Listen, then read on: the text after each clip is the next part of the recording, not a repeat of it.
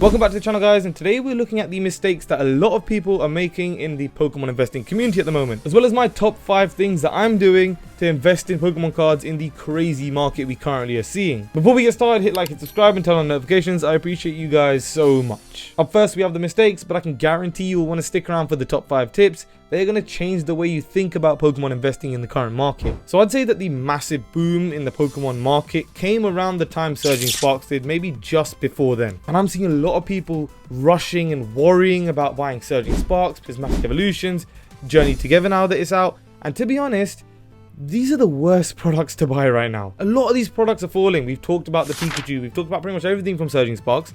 Journey Together's all already fallen, and I already put it on my Instagram story. If you follow me there, I knew this set was going to fall. Pretty much everybody knew this set was going to fall. And the only set that hasn't drastically fallen, but is still taking a bit of a dip in some cases, is Prismatic Evolutions. But that's a completely crazy special set. The long and short of it is this. If you can't buy boosters right now at in and around retail or lower than retail, you shouldn't be buying booster boxes. The same goes for ETBs, the same goes for blister packs, same goes for everything. Pokemon comes and goes. It goes up at times, it comes down at times. At the moment, we're on an all-time high.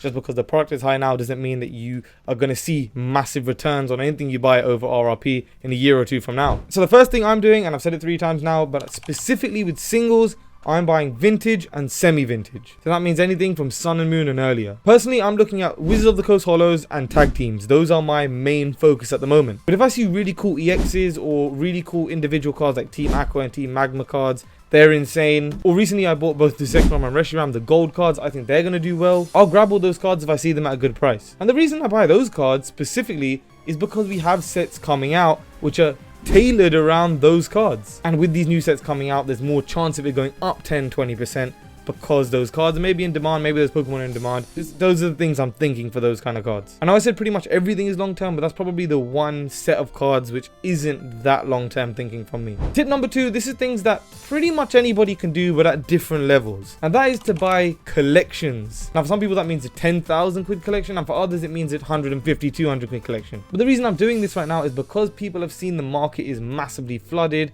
They're trying to sell their cards. But not only am I doing this now, in a couple of years, 1 or 2 years, it's going to be prime time, in my opinion, to start buying collections. People will end up getting bored of the hobby. They'll want to flog their stuff early. They'll want to get quick money for it. And that is the perfect time to buy their cards. You just got to make sure you do it in person, check the condition, those kind of things. The third thing I've realized, and this is the worst thing people are doing right now. I promise you, it's the worst thing people are doing right now. They are buying 5 small cards instead of 1 or 2 big cards. So with 1 or 2 bigger cards, there does come more risk. If a card is 200, 300 quid and it comes down to 220, you've lost a lot of money.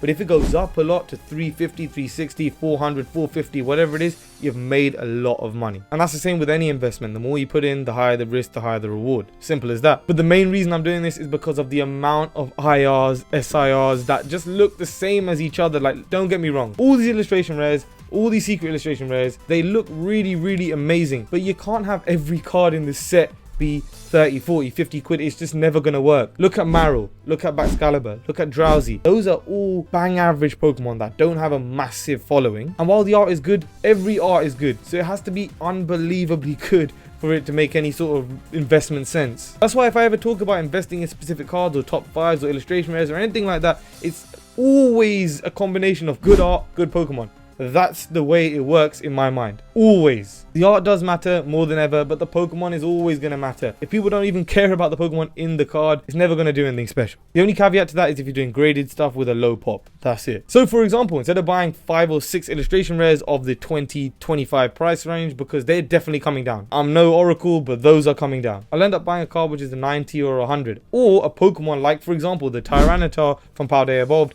which hasn't done huge numbers, but is just a loved Pokemon, and I just think it's going to go up in price relative to those other Pokemon, which, yeah, they've already gone up in price, but they've hit their peak. They're not loved Pokemon. The art is cool, but it's not unbelievably cool compared to other stuff, and that's just going to drop over time. Tip number 4, and this is for sealed investing. Kind of similar to the first tip, I am investing quite a lot of my money into Sword and Shield and Sun and Moon sealed product. Now that doesn't mean booster boxes, because booster boxes from those eras are becoming extremely expensive. There are a few rare cases where the booster box is still relatively cheap and is an unbelievable set. For example, Astral Radiance. Yeah, it's climbing, but people are realizing how good it is. It's still not too late to get in. Another one is Brilliant Stars. It's a very, very good set with an Arceus and Trainer Gallery and Charizard. All really cool cards, and it's extremely undervalued at the moment. But then for the stuff which is really expensive, like the Sun and Moon stuff, the Team Up, the Cosmic Eclipse, the XY stuff from Phantom Forces, all those things which are unbelievable sets where I just can't be able to buy a whole booster box because I don't have the budget for that. I'm buying sleeve boosters, I'm buying blisters,